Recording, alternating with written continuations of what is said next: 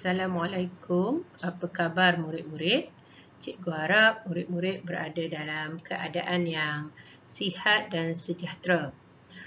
Pada minggu ini, kita akan teruskan pelajaran kita masih lagi dalam tema yang kelima, iaitu kebudayaan, kesenian dan estetika. Kita akan lihat pada unit 15, iaitu unit indahnya seni dan budaya kita. Okey, murid-murid diminta membuka buku teks muka surat 16 ya. Okey, pada hari ini murid-murid diminta untuk membina ayat seruan menggunakan kata seru. Okey, tajuk pelajaran kita pada hari ini ialah naik beca. Naik beca. Murid-murid pernah naik beca tak? Cikgu harap mungkin ada yang pernah kan sebelum PKP hari tu. Mungkin ada yang pernah pergi ke Melaka kan, ke Penang, ke Pulau Pinang. Kat sana, di sana ada tempat untuk pelancong yang sama ada tempatan ataupun luar yang boleh naik beca. Okey. Jadi hari ini kita nak belajar tentang naik beca. Okey. Tapi kita bukan nak kita gunakan petikan naik beca ni dan kita akan bina ayat seruan. Okey Sebelum kita membina ayat seruan, kita mulakan dahulu dengan mengetahui apakah yang dimaksudkan dengan ayat seruan. Jom kita tengok apa dia ayat seruan ya. Okey. Ayat seruan ialah ayat yang diucapkan dengan intonasi seruan untuk tujuan melahirkan perasaan. Contoh perasaan dia apa? Perasaan dia takut, marah, sakit, meminta pertolongan. Okey. Okey, cikgu ambil satu je perasaan, iaitu perasaan sakit. Bila kamu sakit, terkena sesuatu, apa perkataan pertama yang akan keluar daripada mulut kamu? Mesti aduh. Betul tak? Okey. Aduh itu ialah kata seru. Apabila kata seru diletakkan di awal ayat, jadi ayat itu akan menjadi ayat seruan. Okey? Contoh katalah kamu gembira. Kamu gembira, kamu nak kata apa? Wah, seronoknya. Okey. Wah, kamu menggambarkan perasaan kamu di situ. Faham ya? Okey, kita tengok bagaimanakah seterusnya ya. Intonasi seruan ini digambarkan dalam tulisan dengan tanda seru yang terletak di akhir ayat. Ingat ya, di hujung ayat seruan perlu ditulis tanda seru. Kalau kata kamu dah letak kata seru, aduh, sakitnya kakiku ini.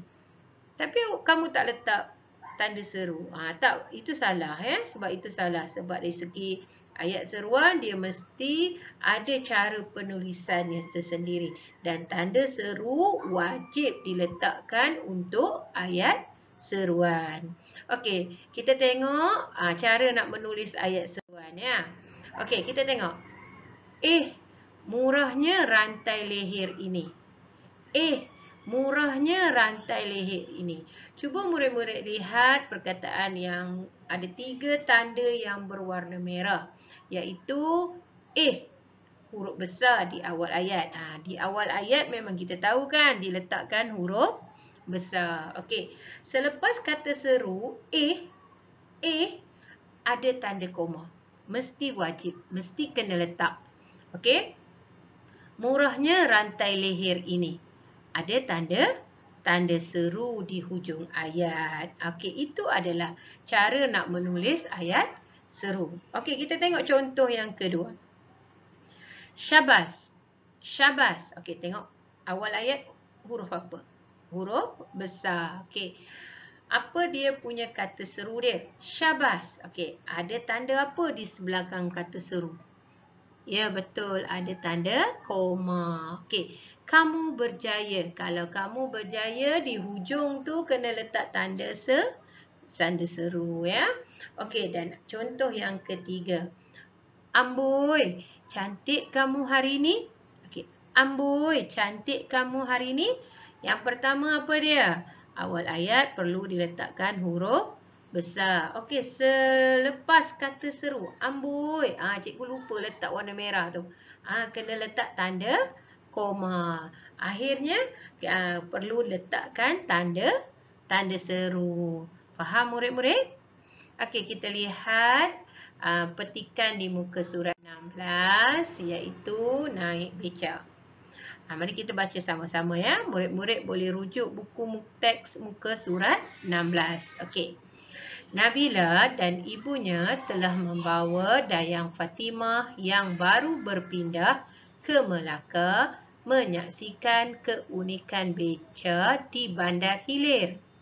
Okey, kita tengok. Fatimah dan Nabila dan ibu dia bawa siapa?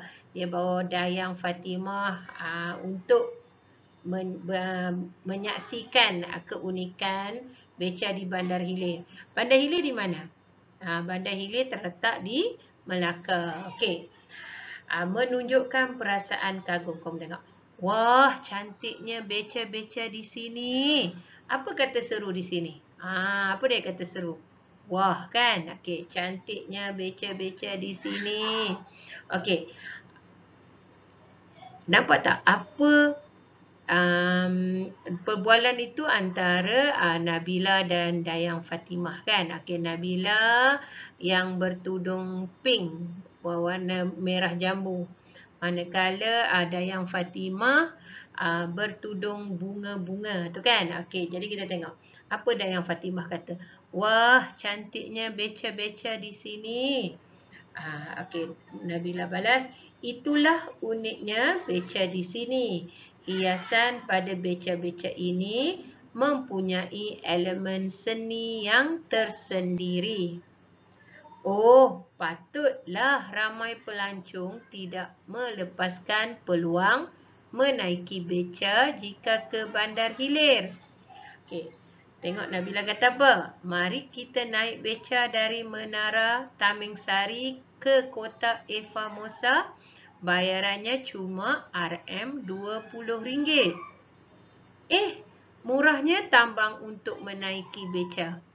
Beca ini perlu dikekalkan sebagai warisan seni negara kita. Syabas, ada ruang kosong. Kalau ada peluang, saya ingin mengayuh beca ini sendiri. Okey, amboi, ada ruang kosong. Okey. Di sini cikgu nak minta kamu menggunakan idea kamu untuk melengkapkan ayat seruan yang diberikan dalam buku teks. Ya, ada 2 ayat. Kamu bina ayat kamu sendiri, kemudian cikgu nak latihan ini ditulis dalam buku tulis, ya.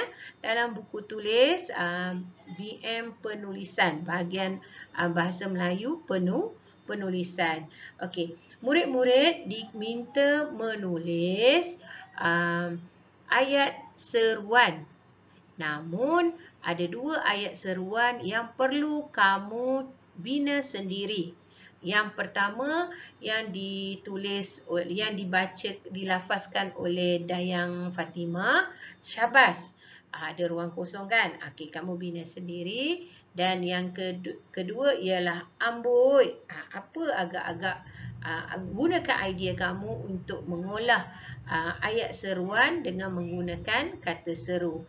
Okey, perkataan ayat-ayat yang berwarna merah di atas ni ialah ayat seru. Okey.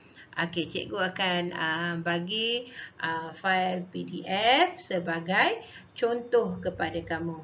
Okey, kita jumpa lagi dalam kelas yang akan datang. Okey, jika ada masalah boleh hubungi cikgu. Assalamualaikum.